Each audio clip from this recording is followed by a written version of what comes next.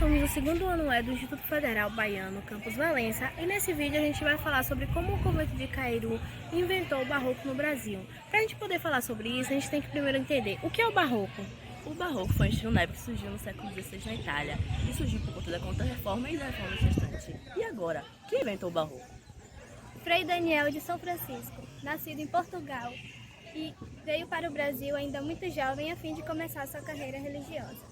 Em 1650, o convento foi inventado e foi terminado apenas em 1661. Para vocês entenderem melhor sobre o assunto, a gente vai deixar uma entrevista com a especialista na área. E aí vai falar sobre aspectos arquitetônicos do barroco no município do Convento de Cairu e também um pouco aqui no município de Valença.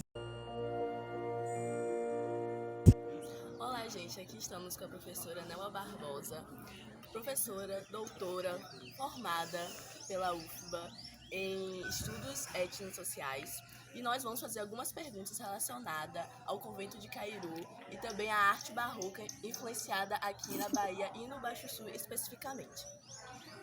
Então, professora Nelma, a gente queria saber como a arte barroca veio até a Bahia e mais especificamente até o Baixo Sul.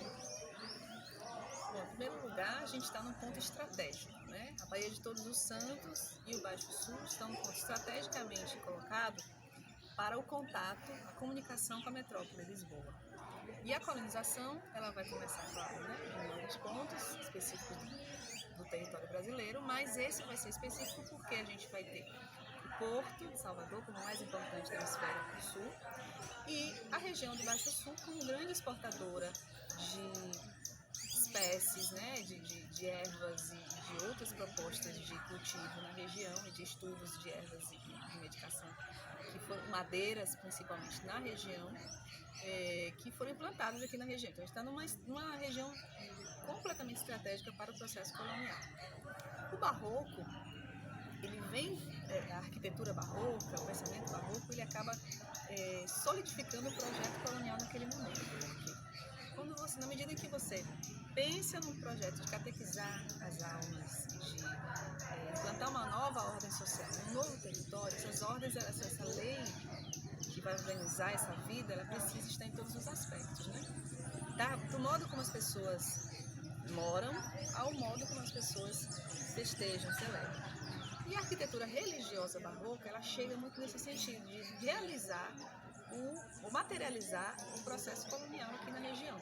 No caso do convento de Cairu, é reflexo de uma tentativa de início de colonização, de ocupação dessa costa, e um convento como um marco poderoso da fé católica nesse território, que também era a fé que orientava a política, e vai materializar o processo aí de escravização das pessoas que vão construir esse convento, principalmente os indígenas, depois os africanos escravizados, e toda a ideologia que a própria filosofia da arte barroca vai trazer para cá, como a distância, a dicotomia, né, entre céu e inferno, entre medo e coragem. Isso tudo vai ser implementado, materializado na arquitetura local.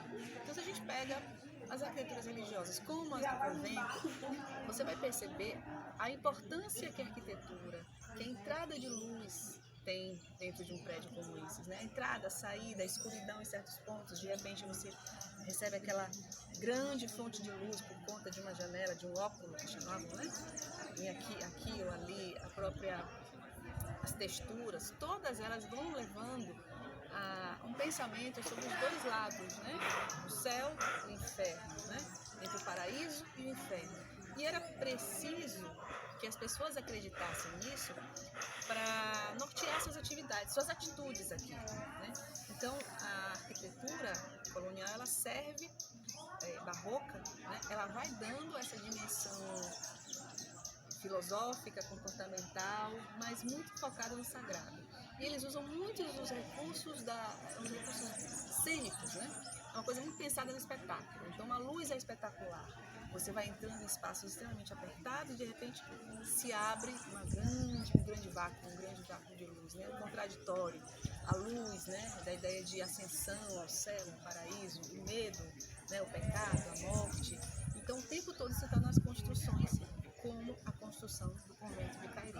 Então, é muito importante que a gente reflita lugar estratégico que a gente estava, um projeto político estratégico que foi implementado aqui, materializado em construções como a do convento. Então não é só o convento, você tem todo o acesso ao convento, as pequenas cidades ou vilas, né, que são organizadas posteriormente em relação ao convento. Você vai ver pequenas ruas estreitas que de repente se abrem em grandes largos, né, grandes praças, com grandes focos de luz. A gente vai ter isso também na ideia do convento, nas igrejas. Os elementos que são apresentados como as reentrâncias, né, as saliências, né, que são as partes mais profundas, com as partes mais protuberantes, as volutas. Então tudo isso vai lembrar muito um estilo em voga, um estilo que estava na moda europeia e que vai ser implantado aqui durante a colonização. Então, é Baixo Sul, porque Baixo Sul é estratégico dentro do processo de ocupação do litoral brasileiro, né?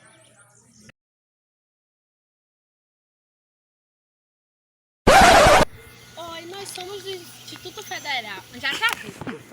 Nós somos do segundo E do Instituto Federal Baiano.